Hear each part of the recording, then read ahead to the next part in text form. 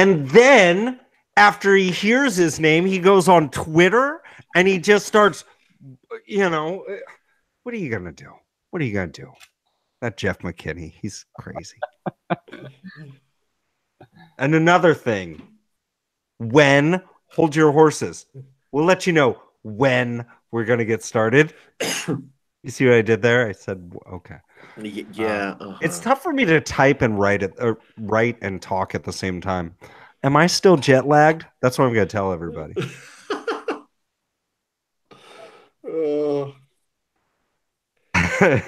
She's in the chat. Hey, Wen. Hi, Wen. Hey, Wen. All right. I think I've got everything I need. Are you guys all set? Give me just a moment. Just type in your intro. All right. Give me a mic check, fellas. Check 1, 2. Mic check, fellas. That'll work. Jeff's running hot. John's running cold. I'm running a little chilly too. Jeez, I saw your joke, Wen. Not funny. Leave it to the professionals, whoever they are. Just feeling a little salty tonight, it seems. What was I going to do? Oh. Turn John up. Turn Jeff down. Hello, can you still hear me? You're good. Right. John? Whoa. Hello. Coming in hot, Jeff. Am I way too hot now? Yeah. Yes, you are. You're pegging. Ew. Isn't that like some weird move? Yeah, it's something terrible. Oh, I know it. Yeah, I know what that is. That's inappropriate, John. All right, is this any better? Yeah. You try to what's the word? Project. Let me see if you're cracking. Is it still a little too hot? A little bit. A hair.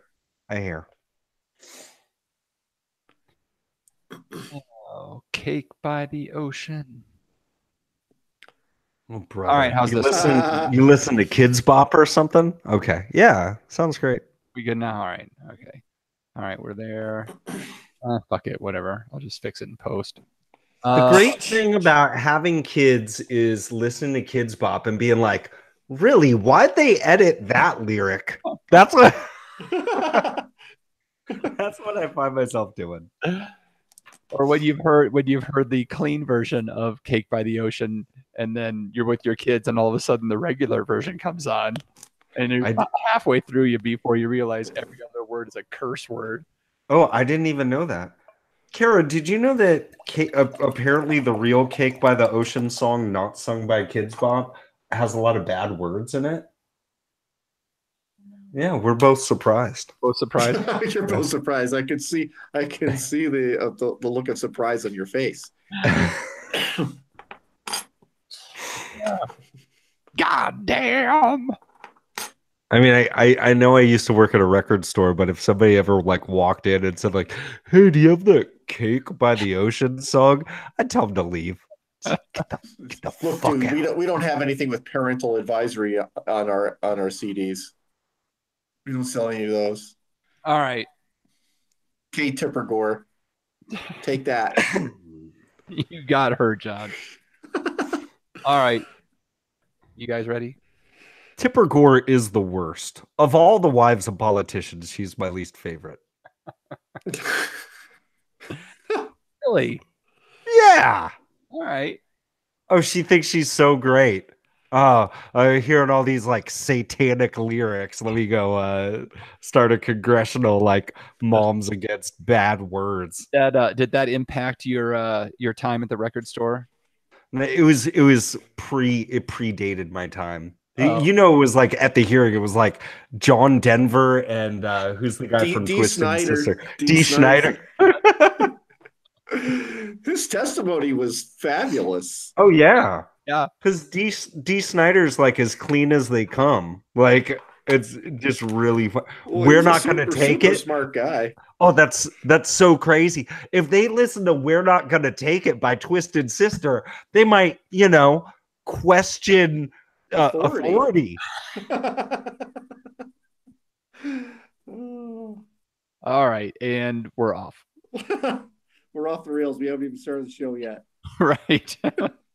I'm just putting all this in. So, all right, here we go. Hi, this is Tom Lutz, the founder and inventor of Rapport. You are listening to the We Like Drinking podcast, where you never drink alone. At the sound of the tone, the official We Like Drinking time will be 5 o'clock.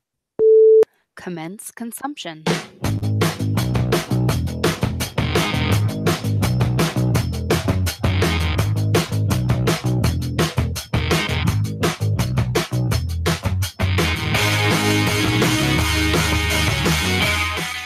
Thank you for joining us for the award-winning We Like Drinking podcast, episode 194. In this episode, we'll be discussing free beer in Cleveland, pancake-infused beer, and we're getting down with some pizza and wine. So crack open your beer, uncork that wine, and let's get drinking!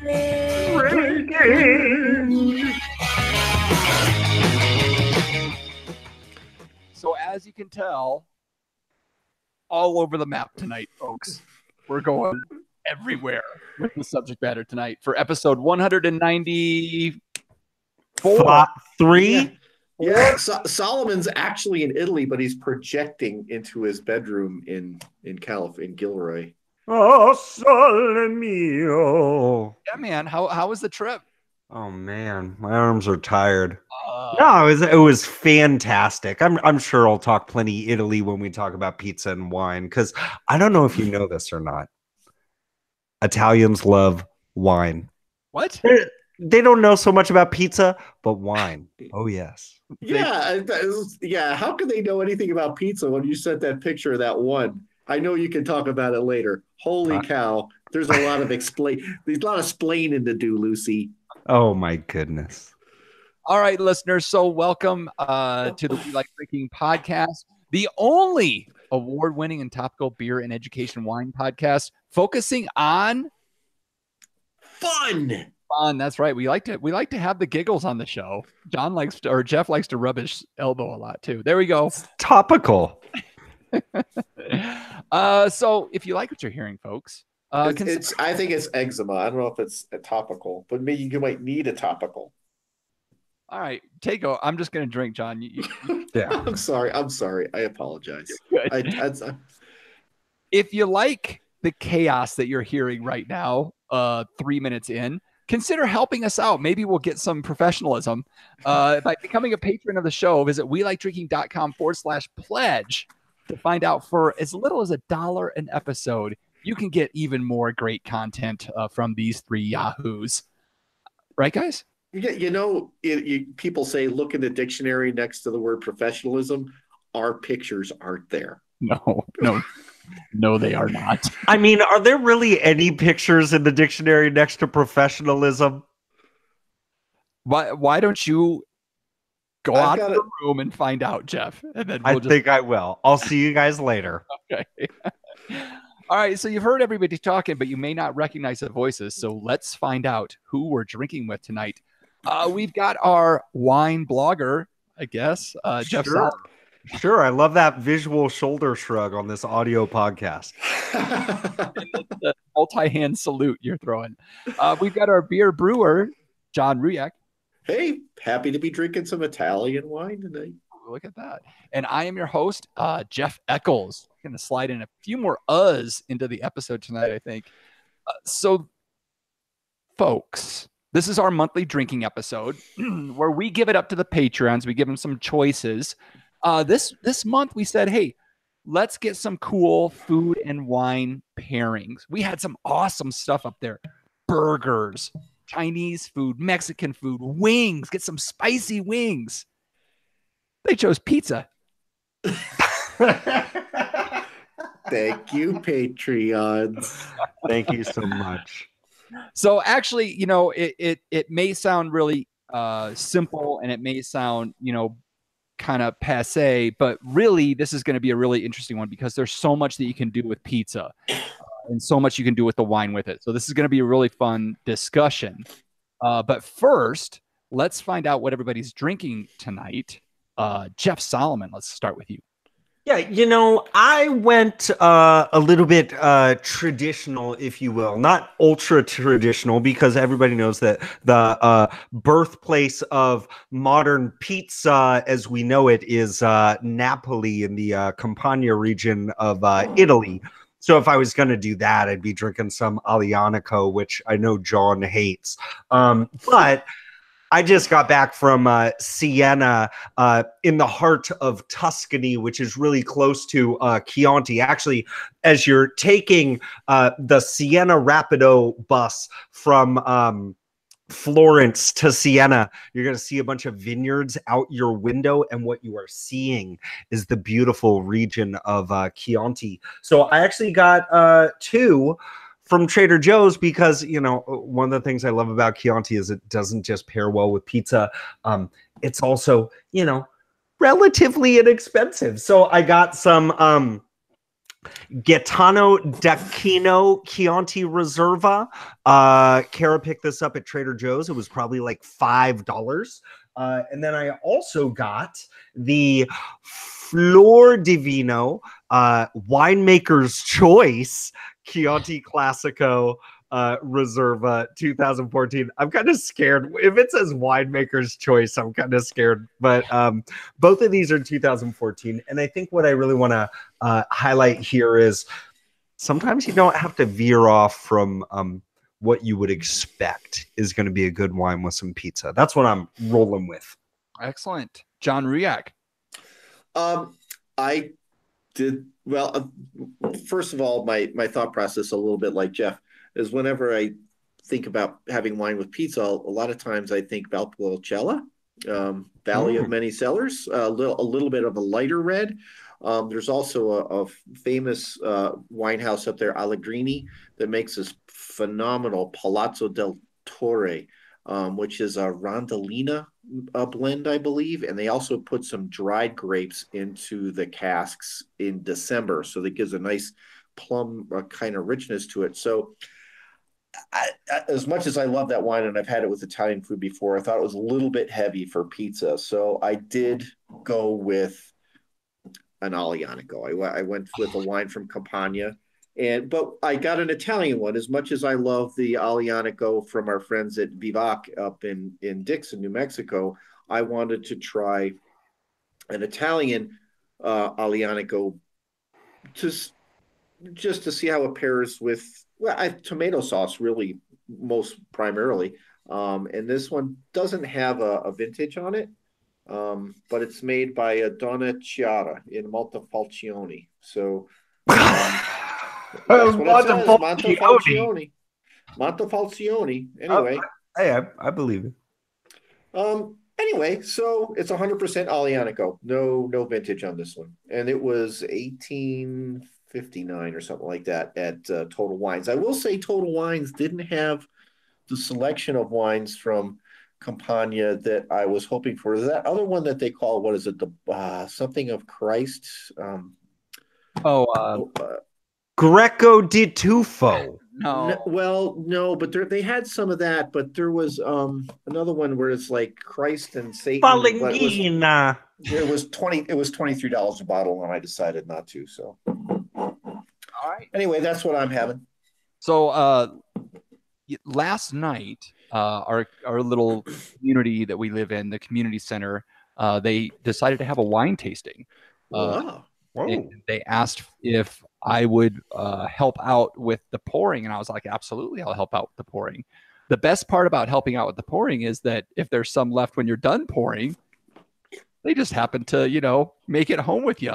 Yes. So I've got Chinon, which is you took some repours with you, didn't you? I've got some Rioja to go here. I've got some Primitivo in here, and if I want to, I've got some Carmenere to pour too. Why not? So we'll just see where we end up on this. Why can't I live in your community? Like, what the hell? Like, nobody knocks on my door and says, "Hey, Jeff, you're an award-winning podcaster with what's my wine degree again? You're a certified sustainable wine growing ambassador. How come you don't pour at our event and take home all of the wine that we paid for?" I don't understand how this happens, Jeff. I've got some whites as well. If I'm moving to the Springs, bro. All right, so now before you know what, let's just do it. Let's just get right to it. So pizza and wine sounds easy, can be hella confusing. John, you're seeming really into this, so I'm going to start out with you. The thing when I was thinking about it today, I was thinking, pizza in and of itself tries to balance a lot of things that you're trying to get in the palate with some wine, or what wine would balance with some food. So you've got some acidity in the tomato sauce, if that's the kind of sauce you have in your pizza. You've got the richness of some cheese, whether it be a normal mozzarella or a fresh mozzarella. You've got the herbal notes of maybe some basil or oregano that's topped on the pizza. If you've got a meat pizza, then you're talking about the richness and the saltiness of the meats and the fattiness. So, some of that's cut with the tomato sauce. Maybe you want so. Do you go with a simple wine to complement pizza, or do you go with something that's almost as complex in order to give your mouth a real party? So it's not as easy as it seems. And pizza is almost as variable as wine is. I mean, my goodness, the place where I went to, Wood Oven Place, they've got 18 regular pizzas that they have on the menu, and you can order anything you want. So, you can mix and match. They've got white pizzas. They've got your traditionals, pesto pizza. So it can be tough if you want to go with a couple of bottles of the same thing, but you have a party with 3 or 4 people and you get 3 or 4 different types of pizza. You're going to need 3 or 4 different kinds of wine. So I personally, my story today, I was very good. And I had breakfast and I didn't eat much of a lunch, and I go to pick up the bottle of wine. Then I go to Il Vicino to order a pizza, and I'm standing there and I get, damn it, I'm getting 2. So I ordered a margarita and a meatball pizza, and they're 12-inch wood oven pizzas. And I get home and Sharon's like, how come you got 2? Well, I'm a little bit hungry. She goes, I'm a little bit hungry too, but we'll have leftovers tomorrow. There's only 3 slices of the margarita left. I ate the entire 12-inch meatball pizza as we were sitting at dinner, and Sharon ate 3 pieces of the margarita. She's like, if I keep sitting here and drinking this wine, I'm going to finish this pizza. So we very nearly finished a pizza apiece, but she was able to get up and walk away. I did, as much as I enjoyed my entire meatball pizza, I did get a cold piece of margarita out of the refrigerator to have on the show with the wine. And I'll tell you why when we get to that part. All right. Quite the story there, John. I like it. Way to go to bat for the show, though. Well, yeah, I was pretty excited about it, and I am really digging this wine because we did open it at dinner, and I'm gonna have some more in just a little bit. Do you want me to go further? No, I think that's good for right now. Jeff, okay, what cool. are some of your keys to a wine and pizza pairing? Well, I don't know if you have to veer that far away from like just traditional food and wine pairings. I always think about that concept of what grows together goes together. And so, having a flatbread with toppings on it really isn't something that's purely Italian. That's something that's been around for a long time. But when we think about the modern day pizza developed in Napoli in, I believe it was 1889 by Raffaele Esposito, to honor Queen Margherita of Savoy. I think that's what was happening. He developed this basically a flat piece of bread with tomato sauce and fresh mozzarella and basil on there, and the colors of the basil and the mozzarella and the tomato sauce were to represent the Italian flag. But man, they were really onto something. And so from there to 4, it's dough, and mozzarella and tomato sauce, and everything else is kind of secondary when we think about it. And so if I just think about that, and I just think about the Tuscan tradition of just these fresh cheeses, right? And also that tradition of like wine just being part of the meal. I don't know if you know this or not, guys. I just got back from Tuscany. What? And I've got to say, like, some people talk about, oh, how expensive it is to vacation and you're eating out all the time. But my goodness, get a vino de la casa por el tavolo, per favore. And oh man, y'all are gonna love my pronunciations, right? What I will say is, like, you just get like a liter of the house wine and you're good. And it's like $8 to get everybody at your table drunk while you're eating pizza. It's perfect, right? And so I guess my thing is I don't think that people ever have to have shame in going for a house wine, for going for maybe a traditionally like less expensive region. And that's why I'm such a big fan of getting Chianti with my pizza. I just love these like rustic flavors that go along with that Sangiovese base blend. I just think it goes great with the acidity of the tomato sauce, with the richness of the cheese, with the herbaceous basil. I think it's good to go. I've got a margarita pizza here. I also have an arugula pizza with cherry tomatoes and mozzarella and provolone. So there's a little bit of saltiness there as well. And these were just straight up like Trader Giotto's, frozen Trader Joe's pizza. And Giovanni's. Yeah, and I don't think that that can really be beat, because when I think about pizza and wine, that's exactly what I think about. Mm-hmm.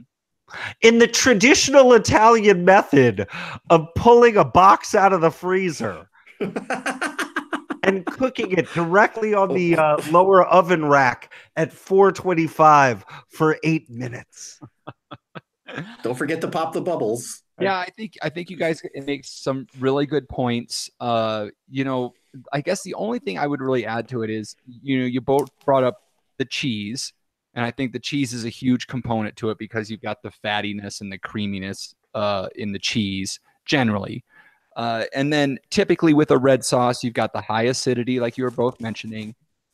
So really the only thing, if I'm going to give some, basic recommendations about pairing wine with pizza, is I would maybe shy away from a whole lot of tannins in the wines that you're getting. Now, that can absolutely be countered if you've got 100 slices of pepperoni and sausage on your pizza and you're dealing with that much fat on it.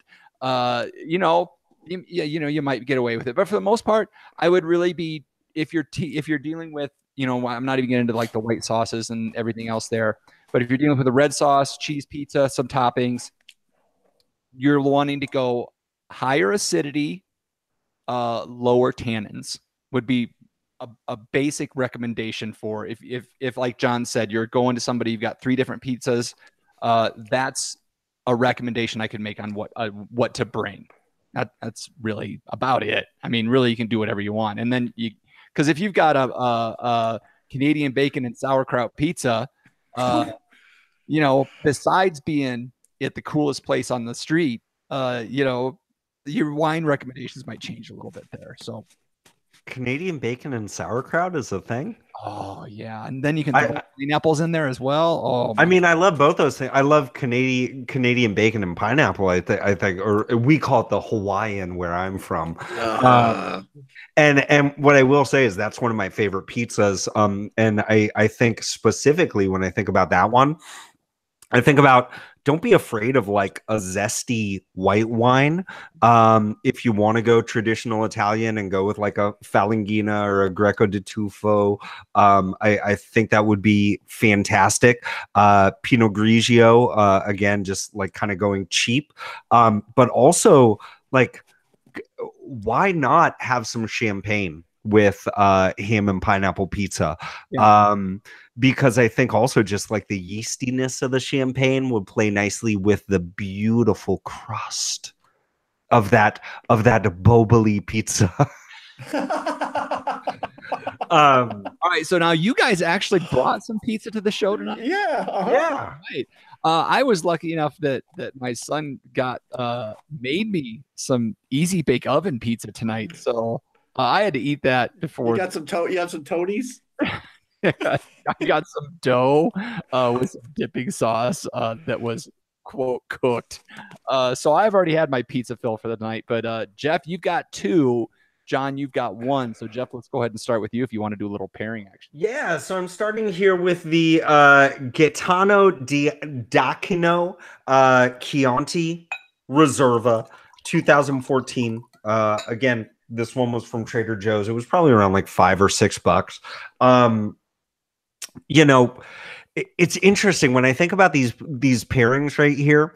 When I think about Chianti in general, and just, you know, this beautiful culture of just like wine with food, is that on some level, I don't want us to feel like, or I guess sometimes I feel like, are we doing a disservice when we get like super deep with the color and the nose and the tasting notes? Because I don't want you to get away from, you know, what it's really all about.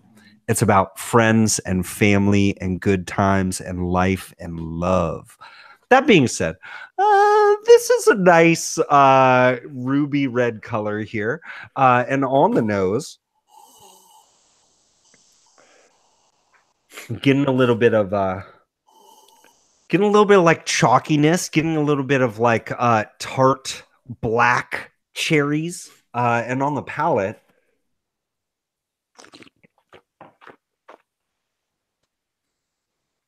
very traditional, you know, Sangiovese based old world wine.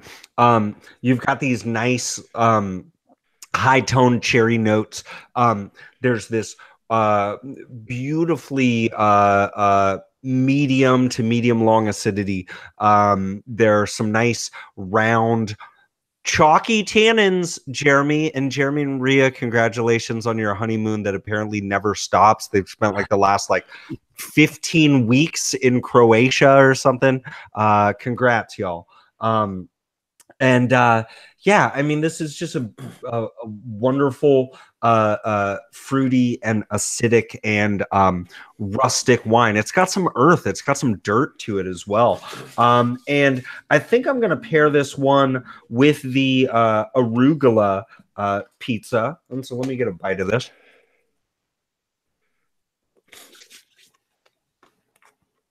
He's liking it, it looks like. You know what I love about provolone? It's so underrated with this like beautiful, like salty characteristic that's there. And that just plays well with the beautiful crust itself and just that those green notes from the arugula. That's very nice. And with the wine,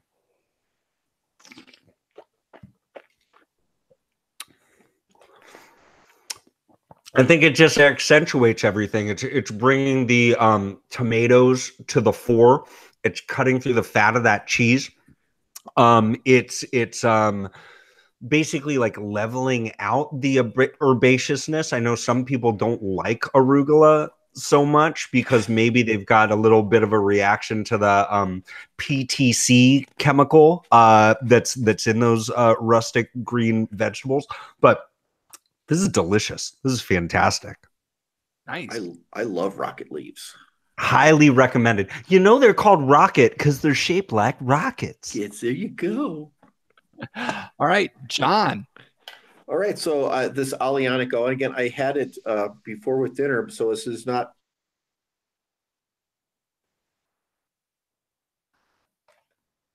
He's taking either the deepest. That is the longest sniff I've ever seen in my life.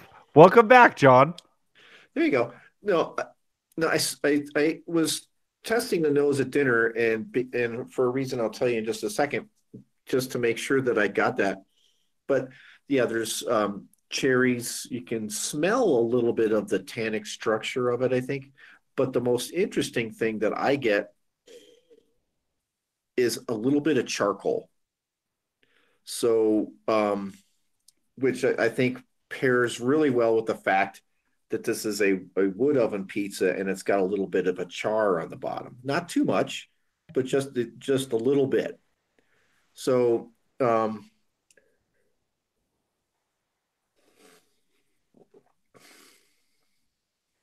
not paired with the food, not to complement the food, but just to drink it right away. Yeah, those a dark cherry type of flavor.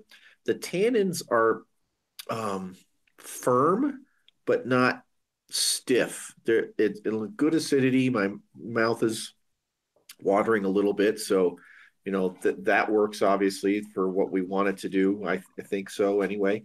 I had the meatball pizza. I didn't have the margarita slice when I was, so we'll test it out with the herbaceousness of the basil that's on here. Yeah, it's a lot of basil right there.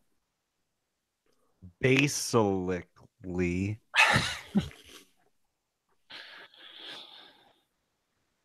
Now he's going in for a drink. I have to keep reminding myself to take smaller bites when I'm recording. That's been your plague since the day that you first. The problem is my mouth's too big. Oh, he finally realized it. Ouch.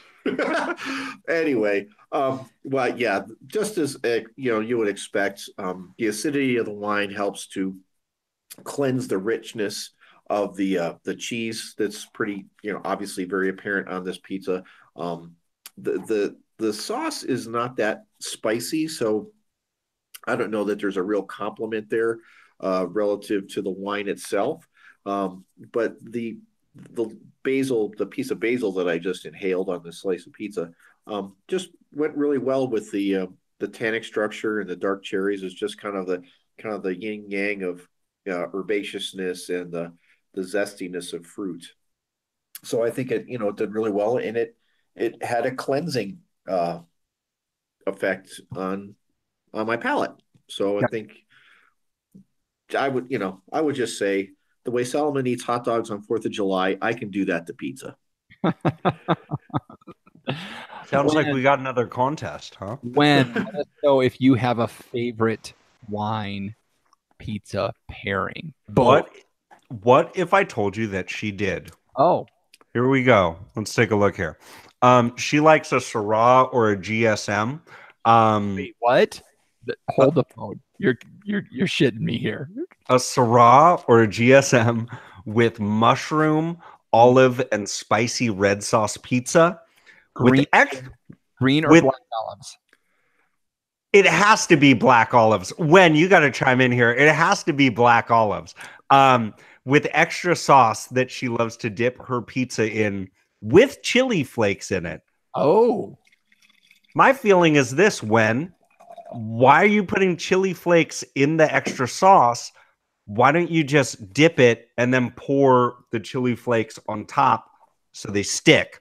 She says it is black olives. Green olives are for martinis. Thank you, Wen. My thoughts exactly. Oh, come on. Green olives are delicious. No, they're great. Not on a pizza. Not on pizza. Not on pizza. All right. Okay.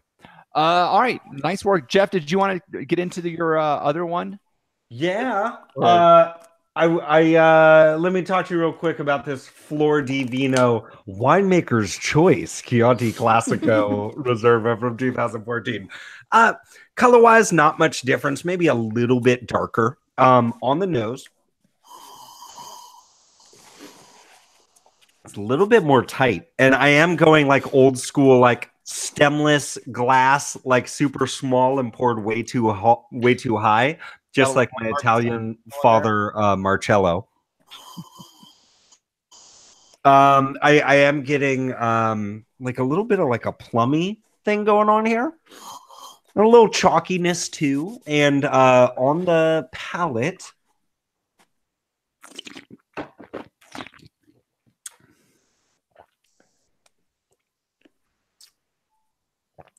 the difference is in the rooster. When you go to Chianti Classico, There's a depth of flavor that is here where it's almost like taking that first wine and just concentrating it down to something greater than it would have normally been. So I'm just getting like deeper plums and dark cherries and these beautiful like round and soft and approachable tannins, not overly tannic like the stuff that might scare you. Just this beautiful play that is there on that wine. A nice long acidity. It's definitely a little bit heartier, and I'm gonna go with the margarita pizza here. And I took a much smaller bite.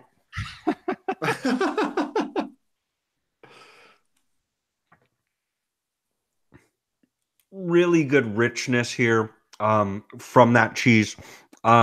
Nice, subtle, herbaceous notes of the frozen oregano. And now with the wine.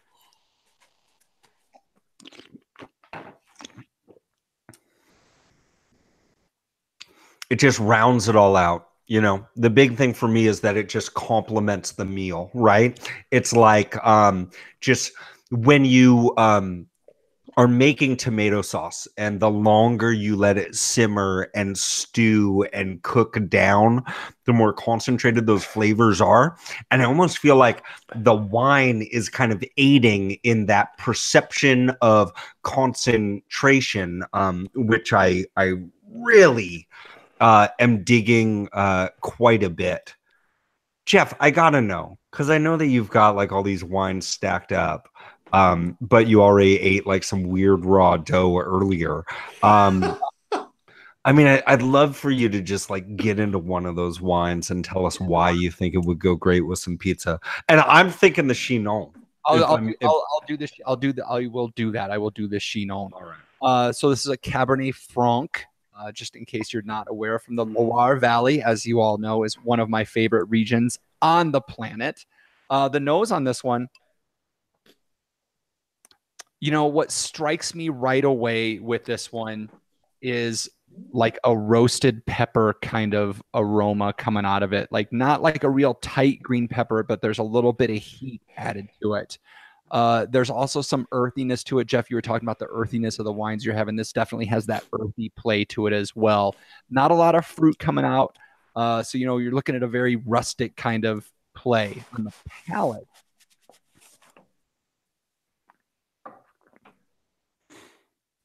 You know, what's great about these Cabernet Francs from the Loire Valley is there's not a whole lot of tannic structure to it. There's a lot of earthiness to it, though. There's a little bit of that pepper kind of comes through, but there's almost like with this one, there's almost like some meatiness to it. There's some earthiness. There's some mushroom kind of thing going on here, and yet there's a decent amount of acidity to it. Again, nothing's elevated. Nothing's like plus, you know, high plus or mead plus or anything like that. It's kind of medium across the board. Really nice flavors, though. The back end, I'm starting to pick up a little bit of like some cherry kind of components, maybe some raspberry kind of components. And so with a good slice of pizza with a spicy Italian or, you know, a spicy sauce, this would just kind of come in and just kind of marinate with it, almost give you like an additional topping to your pizza, if you will. So I think this would be a really good pizza pairing. This wouldn't be one, you know, if you're going with a truck ton of pepperoni and sausage and, you know, jalapenos and everything else on it, this probably wouldn't be the wine for that. But with a classic kind of just straightforward pizza, I think this would be a really nice, happy marriage. Oh, wow. That sounds fantastic. I'm just thinking about that mushroom comment you made. Just, yeah, that sounds. I'm just thinking about like, how dare I have gone like this long? It's probably been a year since the last time I had a Chinon, and I forgot how much I love that. And that's like the perfect pizza wine that I think like a lot of folks just would look past because they don't think about it. Like, and Chinon was hot for a while, much like much like, oh my goodness, you brought out a Primitivo, and I almost forgot the name. Right, we were talking recently about how like everybody forgot about Primitivo, and I think that both those things would go great with some pizza. I did just write down some quick notes of like some other wines that we didn't feature here that I think would go great in a pizza situation. You mentioned mushrooms, and I can't help but think of Pinot Noir, right? And play around with different regions. And I think you'd really get a kick out of that. Also, like anything like with like bacon or sausage in it, I think would go great with some Pinot Noir as well. Zinfandel or Primitivo. Honey, come get some of this. It's all about family. Here you go. Take this whole bottle with you. I love you, sweetie. I would like to ask Kara how if you've had that Italian accent since you got home. what are you talking about? This is how I always talk. So like Zinfandel and Primitivo, I think are always like perfect for that.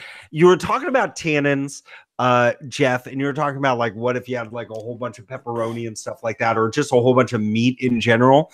And something that I was thinking about was, you know, a Petite Syrah or like a big bold Cabernet Sauvignon would go great with a pizza alla cinghiale, which everybody knows is wild boar, which is everywhere. I don't know if you know this. I just came back from Italy. It's everywhere in Italy. It's on every single menu because it's not just because it's good. I think it's like you could just throw a rock and kill a wild boar. I was going to say, how many wild boars are there in Siena? I mean, come on. Yeah. If you were on a mission to spot wild boars, you would not be bored. Did Wen hurl anything at us yet, or you bring Noir? She's still defending why she puts pepper flakes in the sauce and not on top. I don't know when. I just don't know. So I gotta say, you know, you guys were all talking about how black olives only, not green, which I think you're crazy for, because black olives they don't add much to the pizza. You need that green olive in there to really like add a different flavor component. So I took it to the tavern, and we're getting black as the response there, or just pass. Unless you can find some really nice green olives. And that's a good point. There's not very many pizza places that have nice green olives. All right. So, all right. Excellent stuff, guys. Folks, if you haven't been able to tell yet, today's show, it's going to go a little long. We got other stuff to talk about. So, great job, guys. We would love to hear a couple things from our listeners. One, if you have a favorite pizza/pizza wine. Two, olives, green or black. Let us know on the Twitters, the Instagrams, the Facebook. You could have put a third choice there, which is smoked whale testicles. Oh, and it's not on it. God. Oh, and now I just minimized it. Smoked whale testicles. They're like olives, right? The new hot topic. I will say, okay, I do have another question for everybody listening and for y'all on the panel too. When you're in Florence, across the street from the Duomo, and you're eating a pizza del lupo with French fries and hot dogs on it, what's your go-to wine? I don't know, but did you put ketchup on it? I honestly almost asked for some ketchup. The first on the list, and I'm like, there's no way they do a hot dog and French fry pizza here. I'm getting it. And it was really good. But like, I did want some ketchup. How do you say $2 Chuck in Italian? A 2 euro Chuck.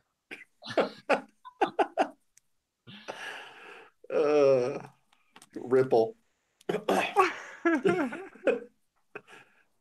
All right. Great stuff, guys. The tavern is blowing up with people saying no olives. No olives? Get rid of no olives. Exclamation Ow. point, exclamation point, exclamation point, exclamation point.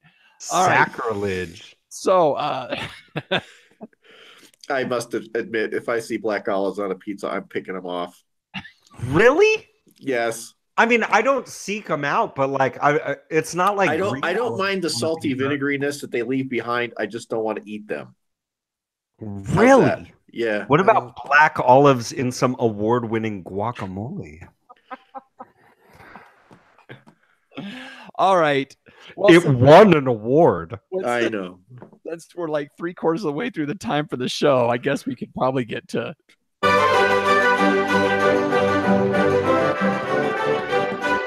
grape hop or pop culture reference. This is where I give the panel a term and the viewers when and they try to tell if it's a wine grape, a beer hop, or some kind of pop culture reference. The term this week is Cinghiale. all right. So what is it, Jeff? It's wild boar. Right. The term is jacquère. So is jacquère a wine grape, a beer hop, or a pop culture reference? Jeff Solomon. Will you please spell that for me? I will. Jacquere.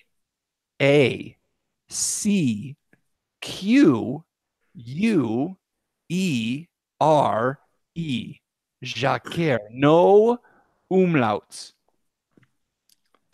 You know, it's crazy how things work. Because last week, for the first time in a long time, I went pop culture reference, and then I joked, "Oh, it's probably a wine grape," and then it turned out to be a hop, right? But here I am going back to it. Jacquère is most definitely a pop culture reference.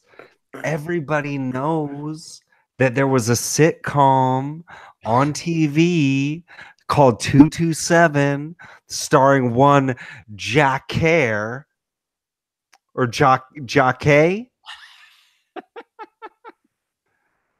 So if it's not a pop culture reference, which it probably is, it's a wine grape. Okay. So what are you going with? There's none of this two answers and then claim you're right. No, it's a pop culture reference, but Okay. if I'm wrong, it's a grape. Okay. All right. John Ruyag. Jacquère, if I agree with Solomon. That's Jacquère. Jacquère. Yeah. Yeah. I've seen the term. I'm going pop culture reference. Sorry. I know it's my default if I don't know. I don't know, so I'm going with pop culture reference. Oh goodness. And just for kicks, Wen says that Jacquère is a wine grape that is poured by a hot guy named Jacques.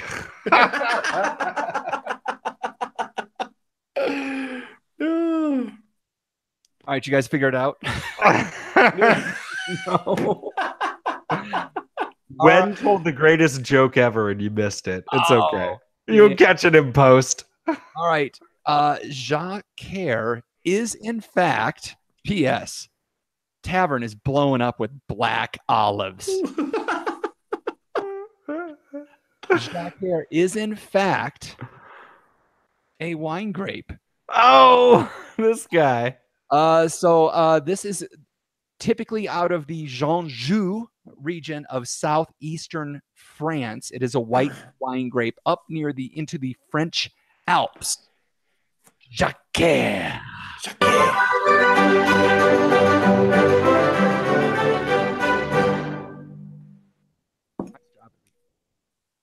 Huh? I said, nice job, everybody. Oh, yeah. More votes for black olives coming in. So I stand on my own green olive island, apparently, as we get into Booze News. Well, we're just going to talk about we're just going to try to laugh. Like we haven't been already. All right. So you may remember from preseason football timeframes. We didn't lose when yet. That we were talking about how Bud Light was putting refrigerators throughout to the Cleveland area with chains around them, and they would open up to allow free Bud Light to be given out if the Cleveland Browns won a football game. When they won their first game, these would open up.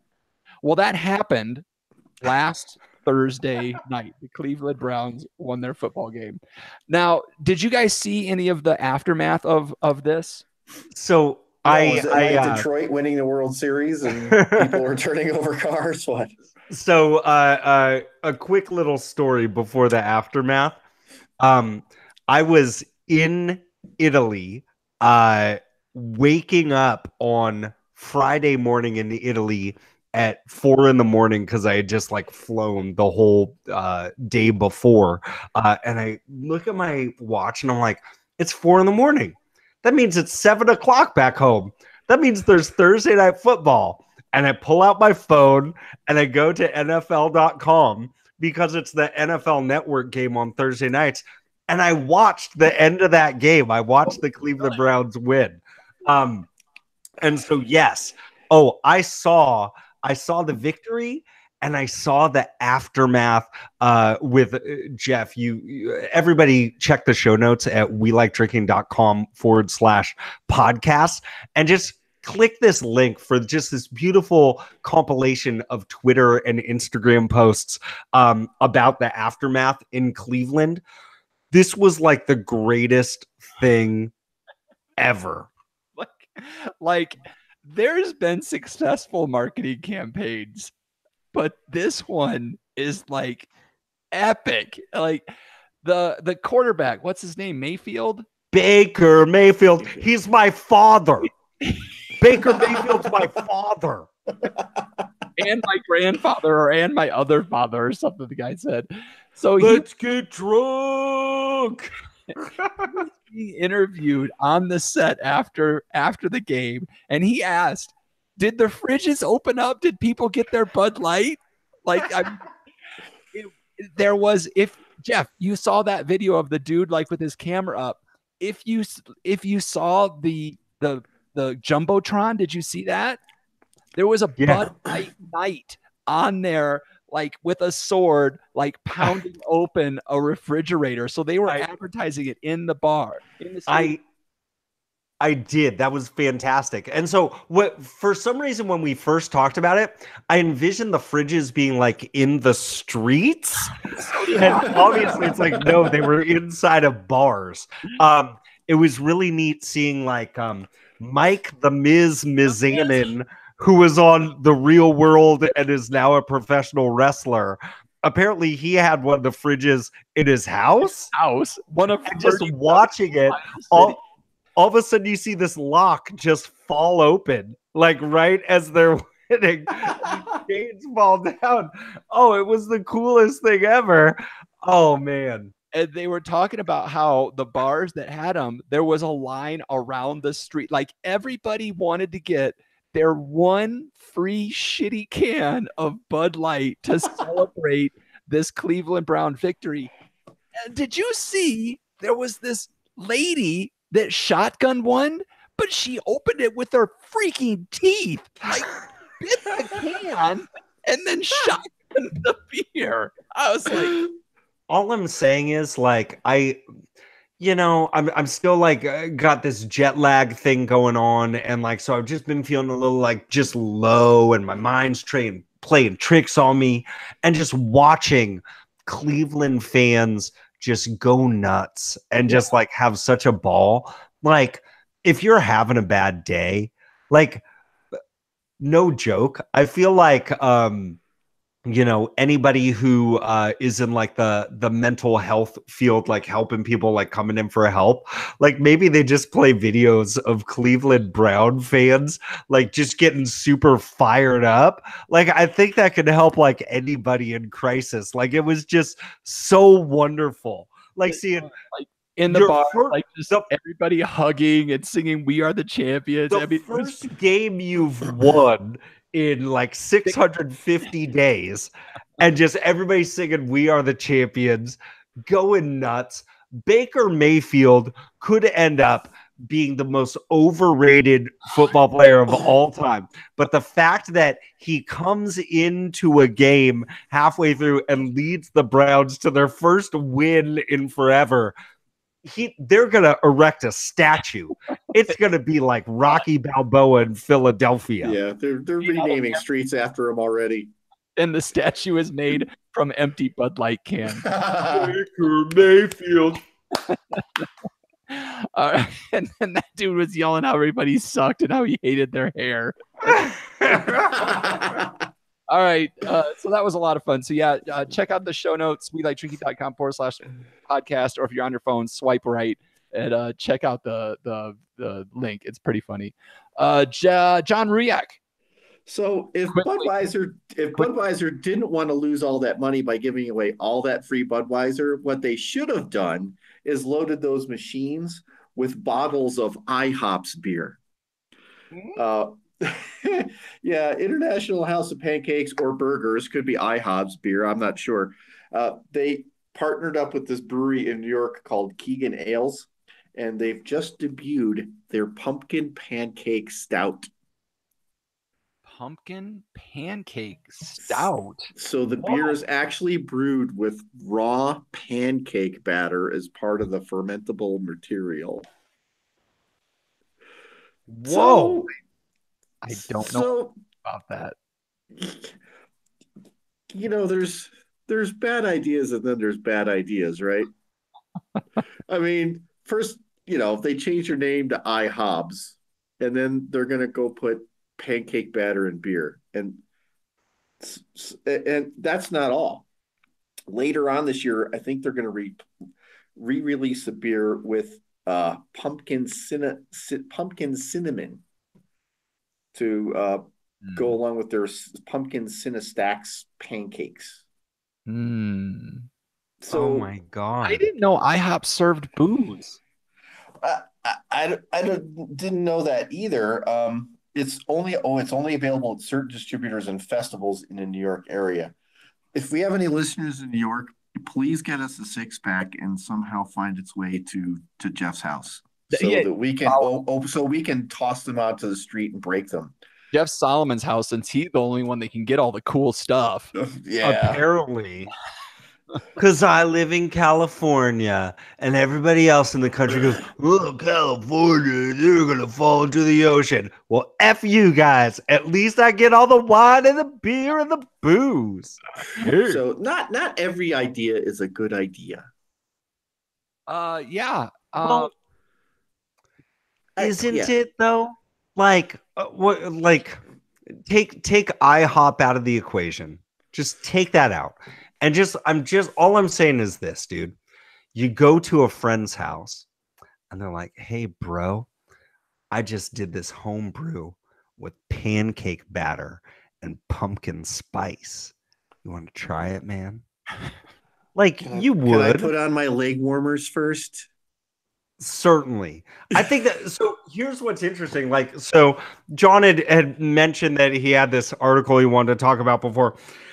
I did not realize that there was pumpkin spice involved. And I feel like I want to take everything I was thinking back, because a stout brewed with pancake batter and even with like some maple syrup, I think is a fantastic idea.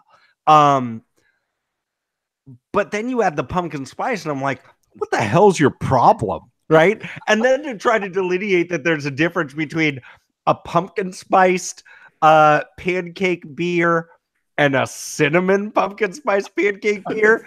It's the same goddamn thing, man. Well, you can't not trip over a pumpkin something in the grocery store right now, for God's sakes. Well, dude, people go nuts for it, and I'm not trying to like name names or anything like that, but like I'm thinking specifically about, there are a couple folks that I met at the Wine Bloggers Conference that I thought were like fantastic folks. I thought their palates were on fleek, And then I see them like being all excited that it's pumpkin spice season, and I just want to like unfriend them. Like, what the hell, guys? Come on. Pumpkin spice is not good. It's not cool. It's so without sounding so 10 years ago. It's so 10 years ago.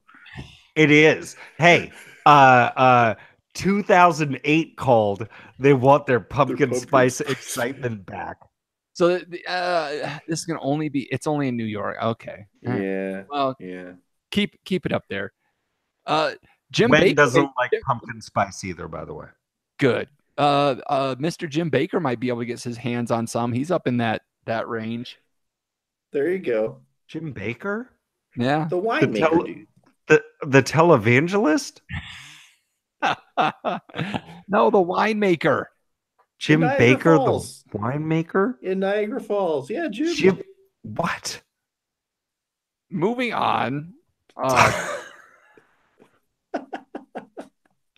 Where are we at? Oh, listeners, viewers, this Sunday, September 30, 2018, the Podcast Awards come out on International Podcast Day. So Sunday, folks, if you listened to this before Sunday, get your favorite podcast show gear on. Drink out of your favorite podcast coffee mugs.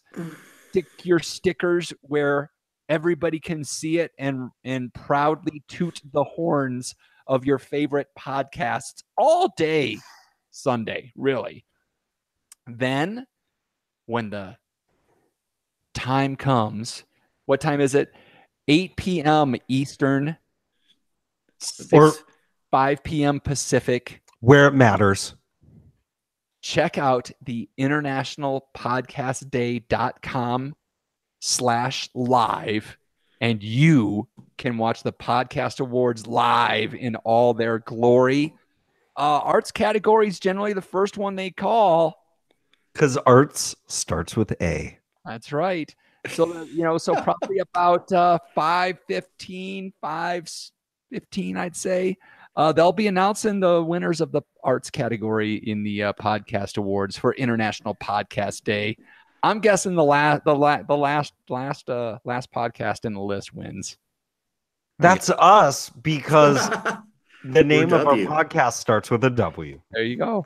That's interesting that you're saying go to internationalpodcastday.com/live when you could also just go to podcast awards is it .com or .org? One of those is a bunch of like naked lady pictures. But anyways, go to that and you'll probably see it as well. Yeah. Or just watch for us to tweet and post it like maniacs once it happens. If it happens, we may not win. No, well, watch it live and be excited with us. That's right. When we win. If you have to catch the race. Be excited for the winners, whoever they may be. Get some pizza and Chianti.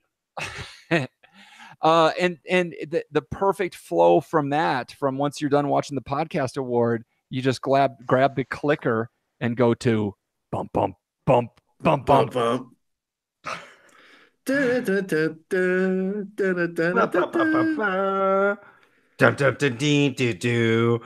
is the song that I do while I look up the standings. And then I go to matchups, and then I click all matchups. Then I go to week 3, and I go, hey, I beat Brad from Swankville's ass. Beat him down. 133 to 104, and I was on vacation, Brad. I wasn't even trying. Brad from Stankville is more like it. That's what I'm trying to say. Hey, Brad, were you like in first place last week? No. Now you're in 5th. How does my butt taste, bro? Because I'm in 4th. Main Jeff Eccles, just put the kibosh on Oh, come on. the smoked whale testicles. I was winning when I left work, and then I was losing when I got home. That's Yeah. not fair. And now you're the ultimate loser. You're in last place, John. Awesome. Congratulations to Dimitri, who it looks like you got the top score of the week. Stuck in the airport, is now in third place.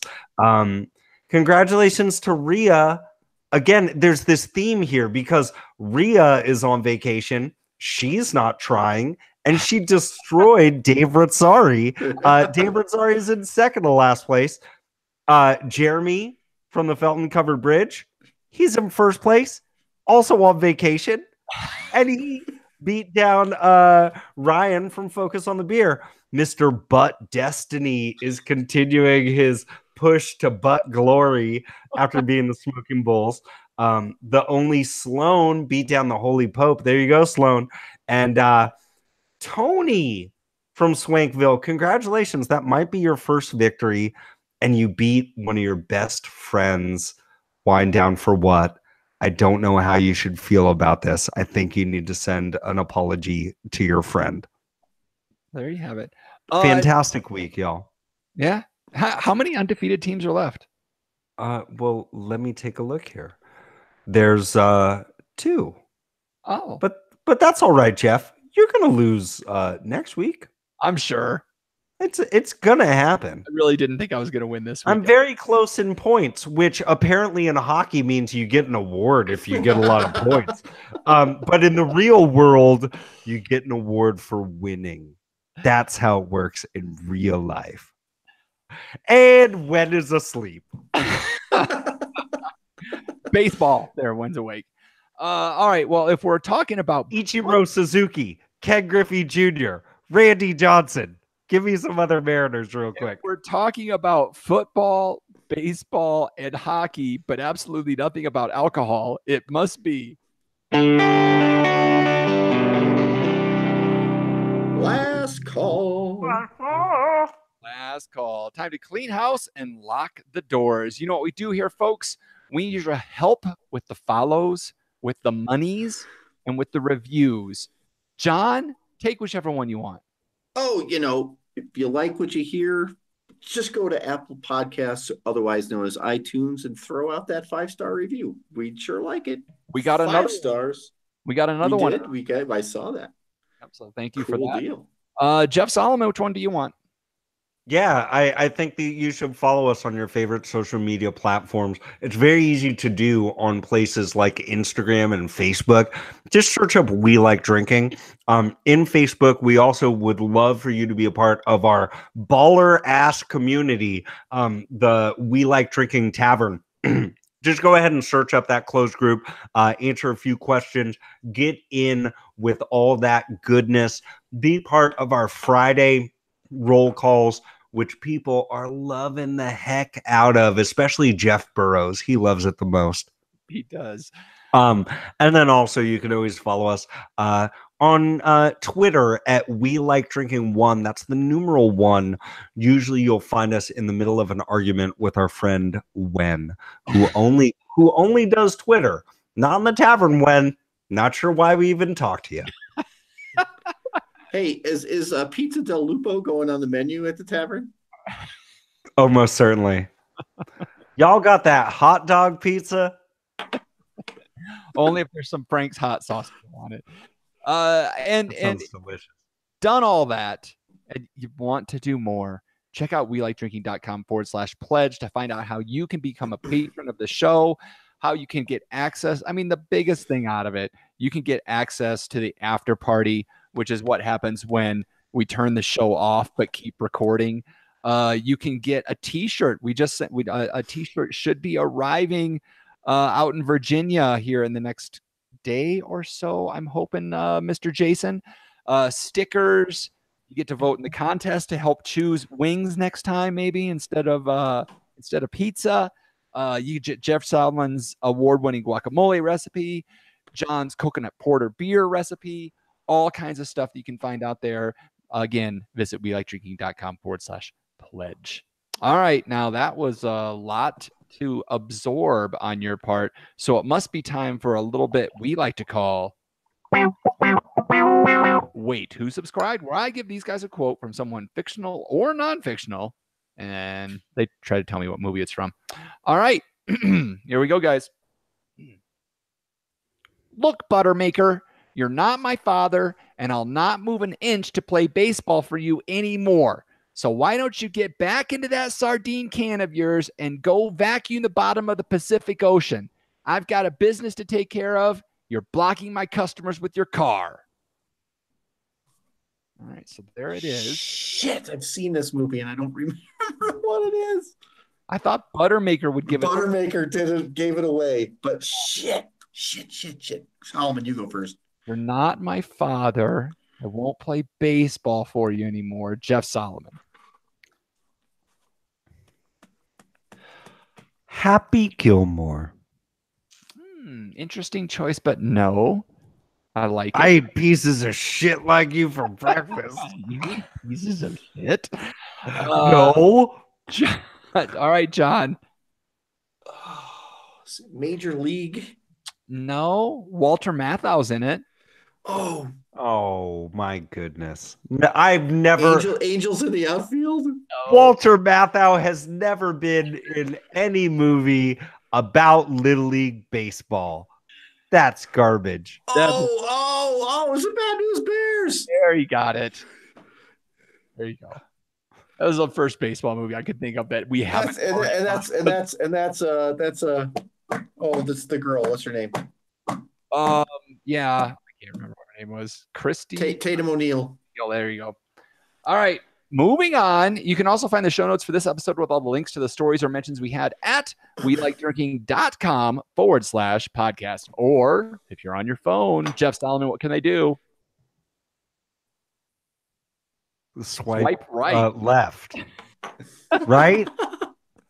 What is this? When did this turn into a dating service?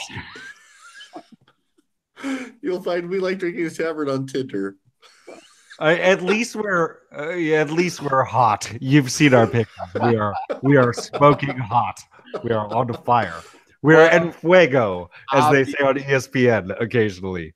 Obviously, it is time for me to say, okay, panel, let's take one last trip around this table, get some final thoughts before we shut off the lights. John Ruyak. Okay, it's just a little solemn note. We're recording this on Wednesday, September 25th. If you're a music fan, September is a horrible, horrible, horrible month. Jimi Hendrix, John Bonham, and today, the 28th anniversary of our losing Mr. Stevie Ray Vaughan. If you want to see real musicianship, I've posted a link to a YouTube. It's Stevie Ray Vaughan doing Voodoo Child at Austin City Limits. Click on it and just be totally freaking amazed and see what we're missing. All right. Well said. Jeff Solomon. Well, since we're getting all sentimental, I want to give a shout out to Annie Wolfpouch, who I shall now forever call Wolf Mother. Congratulations on the twins. Congratulations to the whole family. And congratulations on in 16 years, you're going to have 2 drivers for the booze cruise. So, congrats, Annie. Congrats, Annie. And I'll just give an update again. Everybody's saying Black Olives in the tavern.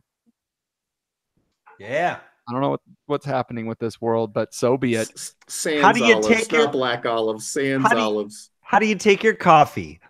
Black like my olives. Exactly. With that, I'll say thanks again for joining us at the We Like Drinking podcast, where you'll never drink alone. What?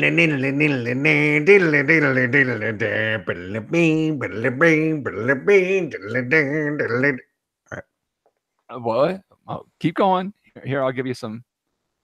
Nothing. I'll give you absolutely nothing. Okay. Like basically our whole relationship. Oh, I got rid of Nickelback. I give and I give and I give.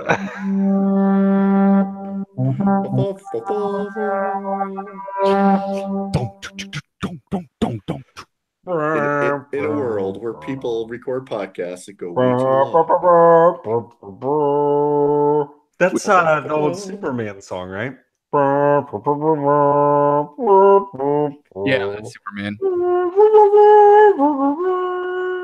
Sounds more And the like guys Close are Encounters. floating around in space on the weird like piece of glass for some reason. Yeah. Ugh, I'm a creepy dude in a weird suit. All right. Thank you, Wen. She says, OMG, you guys are on cold meds.